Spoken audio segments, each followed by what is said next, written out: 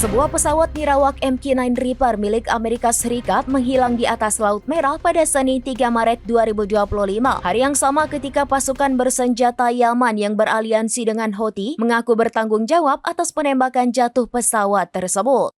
Seorang pejabat pertahanan Amerika Serikat mengkonfirmasi bahwa Komando Pusat kehilangan kontak dengan pesawat nirawak tersebut tetapi tidak mengkonfirmasi apakah pesawat itu ditembak jatuh oleh Houthi. Houthi merilis saat pesawat itu terkena rudal darat ke udara buatan lokal di langit Hudaidah. Sebelumnya pada hari itu, Angkatan Bersenjata Yaman mengumumkan bahwa pertahanan udara telah berhasil menembak jatuh pesawat nirawak Amerika Serikat yang bermusuhan, menuduhnya melanggar wilayah udara Yaman dan melakukan misi permusuhan.